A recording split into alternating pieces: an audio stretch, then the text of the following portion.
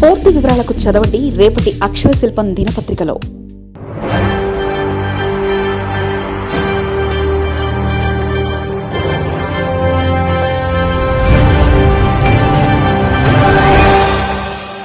ఈ 27 నెలల్లో మహిళల రక్షణ అనేది పూర్తిగా గాలికి వదిలేశారు.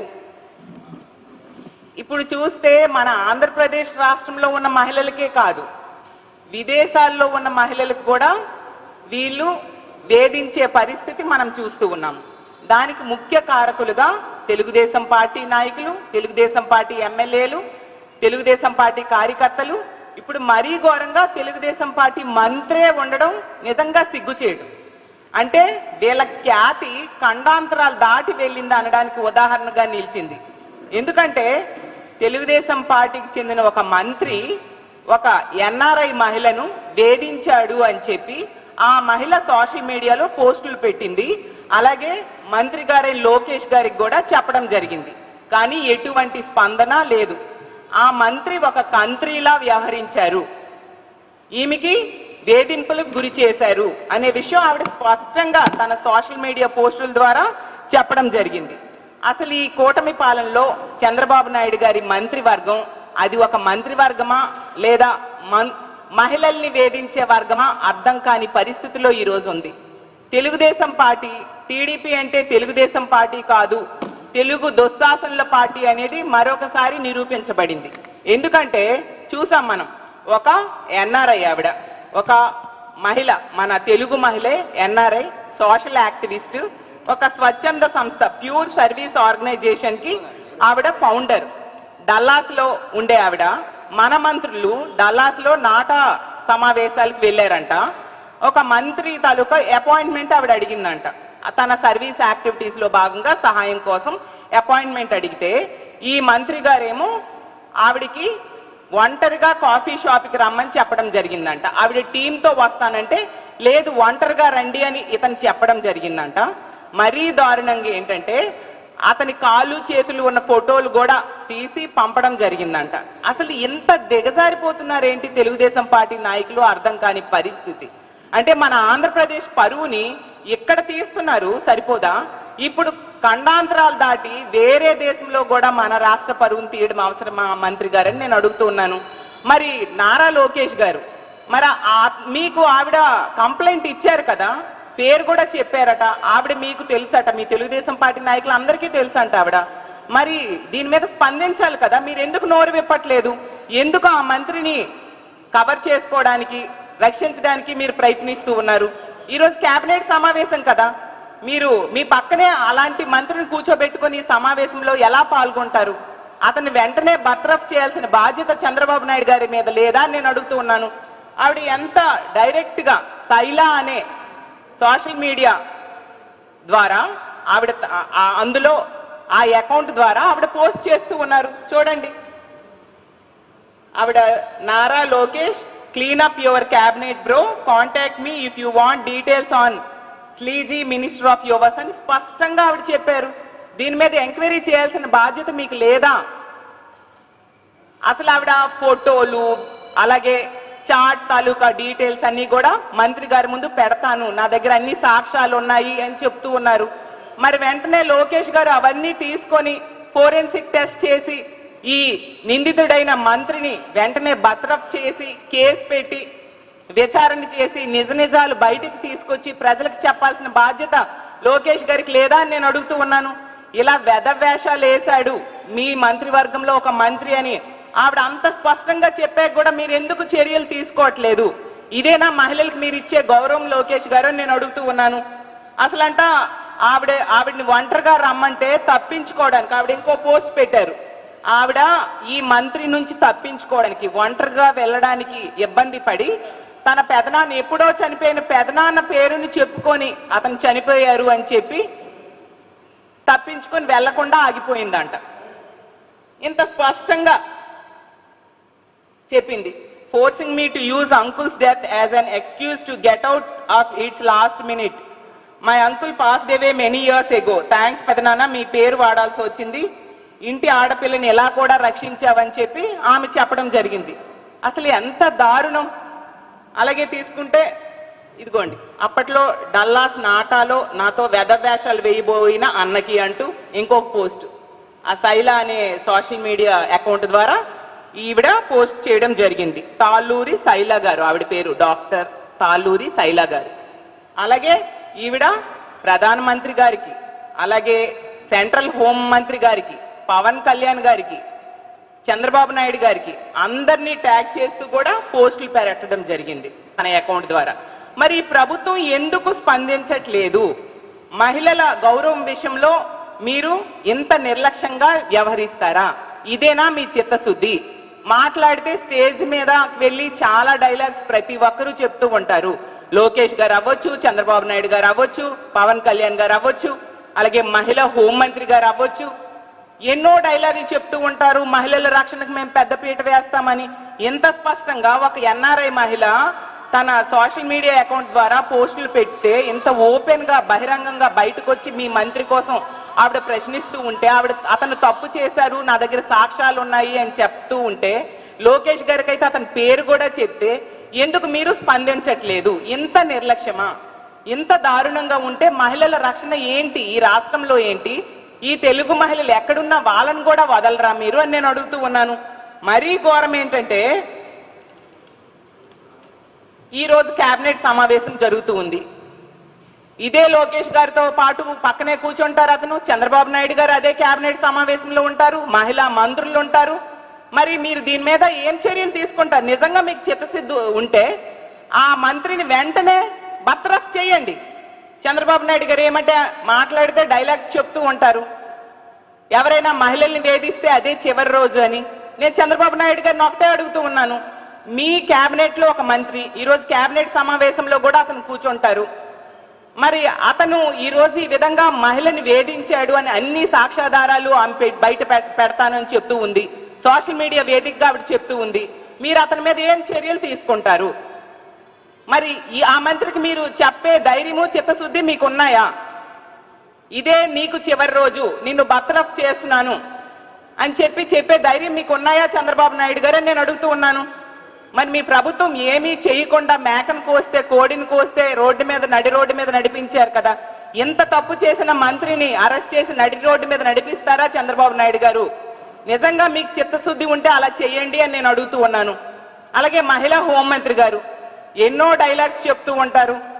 మాట్లాడితే మా జగనన్నని తిట్టడానికి, మా వైఎస్ఆర్ కాంగ్రెస్ పార్టీని తిట్టడానికి ప్రెస్ మీట్లు పెడుతూ ఉంటారు. మరి ఈ రోజు కేబినెట్ సమావేశంలో మీతో పాటు కూర్చోబోతూ ఉన్న మంత్రిని, అతని మీద ఎన్నో ఆరోపణలు వచ్చాయి కదా, ఎటువంటి యాక్షన్ మీరు తీసుకోబోతున్నారు హోంమంత్రి అయిన అనిత గారు అని నేను అడుగుతూ ఉన్నాను. మరి ఆ రోజు చెప్పారు కదా, నేరస్తుల్ని మేము ఎగ్జిబిట్ చేస్తాం అని చెప్పి కోడిని కోసిన, కేక్ కట్ చేసిన, మేకను కోసిన మా వైఎస్ఆర్ కాంగ్రెస్ పార్టీ కార్యకర్తల మీద కేసులు పెట్టి నడి రోడ్డు మీద నడిపించారు కదా. మరి మీ సహచర మంత్రి ఇంత దారుణంగా ఒక ఎన్ఆర్ఐ తెలుగు మహిళని వేధించినందుకు అతని మీద ఏమి చర్యలు మీరు తీసుకుంటున్నారు? నిజంగా మీకు చిత్తశుద్ధి ఉంటే ఆ మంత్రిని నడి రోడ్డు మీద నడిపించండి, అతన్ని పబ్లిక్ ముందు ఎగ్జిబిట్ చేయండి హోంమంత్రి గారని నేను అడుగుతూ ఉన్నాను. అంటే మహిళల రక్షణ మీకు పట్టదా? ఇలా గాలికి వదిలేస్తారా? అలాగే మిగతా ఇద్దరు మహిళా మంత్రులు ఉన్నారు, సంధ్యారాణి గారు అవ్వచ్చు, సవిత గారు అవ్వచ్చు. మరి మీరిద్దరు ఏం చేస్తున్నారమ్మా? మీతో పాటు కేబినెట్ లో కూర్చుంటున్నారు కదా ఆ మంత్రి. మరి ఆ మంత్రిని మీ ముగ్గురు మహిళా మంత్రులు కలిపి మెడపట్టి బయటికి గెంటేసే ధైర్యం మీకు ఉందా? ముగ్గురు మంత్రులకి, మహిళా మంత్రులకి నేను అడుగుతున్నాను. మీరు ఒక మహిళలు, ఒక ఎన్ఆర్ఐ మహిళని ఇంత దారుణంగా నాటా సమావేశాలకు వెళ్ళి ఆవిడేమో ఏదో సర్వీస్ యాక్టివిటీస్ కోసం అపాయింట్మెంట్ అడిగితే ఒంటరిగా రమ్మని ఆమెని వేధించాడు అతను. ఏ విధంగా అలాంటి వ్యక్తితో పాటు కేబినెట్ సమావేశంలో మీరు పాల్గొంటారు? చంద్రబాబు నాయుడు గారి మీద ఒత్తిడి తీసుకొచ్చి అతన్ని శిక్షించాల్సిన బాధ్యత మహిళలైన మీ ముగ్గురు మీద లేదా అని నేను అడుగుతూ ఉన్నాను. అలాగే ఆవిడ తన పోస్టులో స్పష్టంగా ప్రధానమంత్రి గారిని, అలాగే కేంద్ర హోంమంత్రి గారిని, సీఎంని, అలాగే డిప్యూటీ సీఎం అయిన పవన్ కళ్యాణ్ గారిని కూడా జోక్యం చేసుకోమని పెట్టడం జరిగింది. మరి పవన్ కళ్యాణ్ గారు జోక్యం చేసుకోవాలి కదా. ఎవరైనా మహిళ మీద చేయేస్తే తాట తీస్తాను అని డైలాగులు చెప్పారు కదా, మహిళల్ని వేధిస్తే తాట తీస్తాను అని చెప్పారు కదా పవన్ కళ్యాణ్ గారు. మరి మీరు ఈ మంత్రి మీద చర్య తీసుకోవాలా లేదా? ప్రభుత్వం మీద ఒత్తిడి తీసుకొచ్చి అతన్ని బర్తరఫ్ చేయాలా లేదా పవన్ కళ్యాణ్ గారే నేను అడుగుతున్నాను. లేకపోతే మీరు డైలాగులకే పరిమితమా? మహిళల రక్షణ మీకు పట్టదా? లేదు అంటే మీ జనసేన ఎమ్మెల్యే అయిన అరవ శ్రీధర్ అనే వ్యక్తిని ఏ విధంగా వదిలేశారో, అతని మీద ఎటువంటి యాక్షన్ తీసుకోలేదో, అదే విధంగా ఈ మంత్రిని కూడా వదిలేయొచ్చులే అనేసి నిమ్మకి నీరెత్తినట్టుగా కూర్చుంటున్నారా పవన్ కళ్యాణ్ గారే నేను అడుగుతున్నాను. ఈరోజు క్యాబినెట్ జరుగుతుంది కదా, మరి మీరు మీ తాలూకా స్పందన ఏంటి బయటికి తెలియజేయాల్సిన బాధ్యత లేదా అని అడుగుతూ ఉన్నాను పవన్ కళ్యాణ్ గారికి. ఎంత దారుణం అంటే ఈ రాష్ట్రంలో ఉన్న మహిళలకి ఎలాగూ వీళ్ళు రక్షణ కల్పించట్లేదు. తిరిగి మన తెలుగు మహిళలు వేరే దేశాల్లో ఉంటే వాళ్ళకు కూడా రక్షణ కల్పించకుండా ఈ విధంగా ఇబ్బందులు పెట్టడం ఎంతవరకు సమంజసం? అసలు ఈ రాష్ట్ర చరిత్రలో ఎప్పుడైనా ఇలాంటి సిచ్యువేషన్ చూసామా? ఒక మంత్రి వేరే దేశంకి వెళ్ళినప్పుడు అక్కడున్న ఒక మహిళని ఈ విధంగా వేధించడం ఎంతవరకు సమంజసం? అలాంటిది రాష్ట్ర చరిత్రలో చూసామా? అసలు చంద్రబాబు నాయుడు గారి ప్రభుత్వంలోనే ఇలాంటి విచిత్రాలు అన్నీ కూడా, ఇలాంటి జుగుత్సాకరమైన సన్నివేశాలన్నీ కూడా మనం చూస్తూ ఉన్నాము. ఆ మహిళ చెప్తూ ఉంది, లోకేష్ గారిని అడుగుతూ ఉంది స్పష్టంగా సోషల్ మీడియాలో, యాక్షన్ తీసుకోండి, ఆ మంత్రి మీద ఎంక్వైరీ వేయండి, అరెస్ట్ చేయండి, కేసు పెట్టండి. ఆవిడ అడుగుతూ ఉంది. మరి ఎందుకు మీరు ఎవ్వరూ స్పందించట్లేదు? మరి మహిళలకు గౌరవం చేసే పని, ఎటువంటి రక్షణకి మీరు ఎటువంటి చర్యలు తీసుకోరా? ఈ కూటమి పాలనలో తీసుకుంటే అడుగుకొక కీచకుడు, గజానికొక దుశ్శాసనుడు కనిపిస్తూ ఉండే పరిస్థితి. ఈ కూటమి పాలనలో ఆంధ్రప్రదేశ్ని అరాచక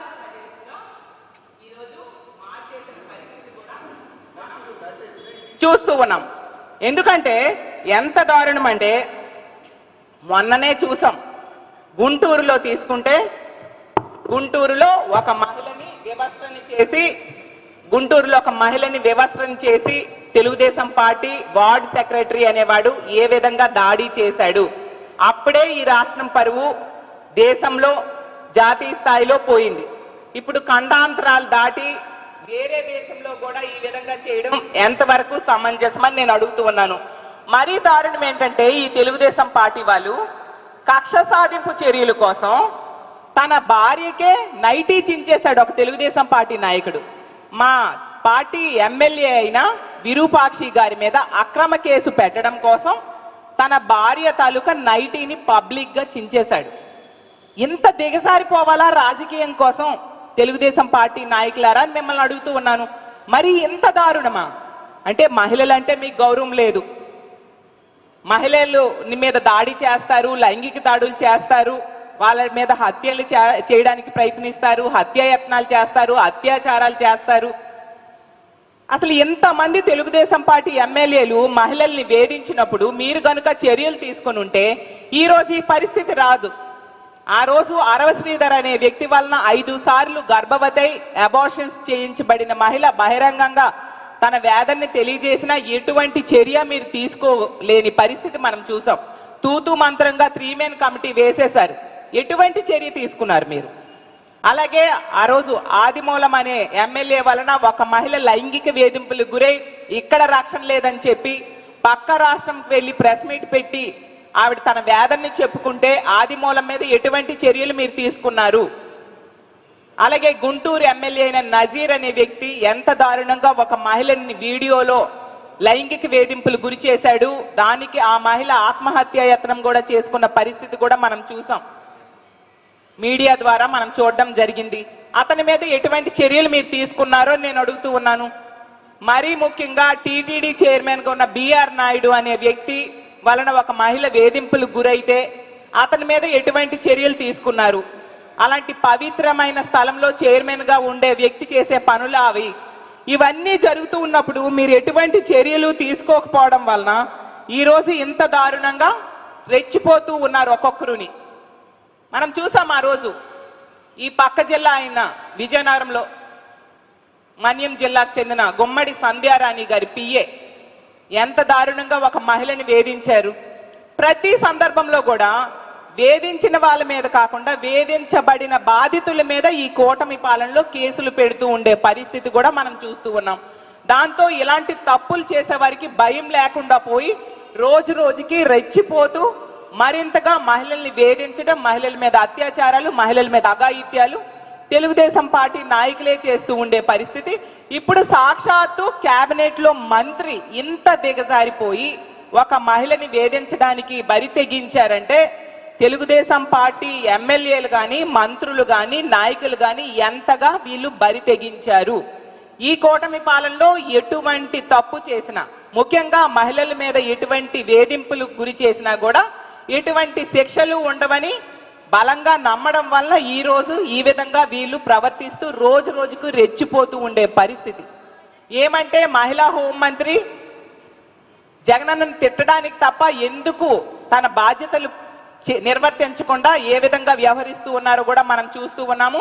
ఎప్పటికైనా ఈ మహిళ విషయంలో, ఈ శైలు అనే ఈ మహిళ విషయంలో ఈ మంత్రి ఎవరు ఇలాంటి పని చేశాడు అనే విషయాన్ని చంద్రబాబు నాయుడు గారు అవ్వచ్చు, లోకేష్ గారు అవ్వచ్చు, పవన్ కళ్యాణ్ గారు అవ్వచ్చు, ఆ మంత్రి పేరుని బయట పెట్టాలి, అతని మీద కేసు పెట్టాలి, అతని మీద ఎంక్వైరీ వేయాలి. అలాగే ఫోరెన్సిక్ వాళ్ళతో ఏం జరిగింది అనేది బయటికి తీయాల్సిన బాధ్యత కూడా ప్రభుత్వం మీద ఉంది. ముందుగా సాక్ష్యాలు తారుమారు అవ్వకుండా ఆ మంత్రిని మంత్రివర్గం నుంచి బర్తరఫ్ చేయాల్సిన బాధ్యత ప్రభుత్వం మీద ఉంది. అలాగే ఇంతకు ముందు చెప్పాను, చాలా మంది ఈ పార్టీకి చెందిన నాయకులు, ఎమ్మెల్యేలు చాలా దుర్మార్గాలు మహిళల మీద చేశారు.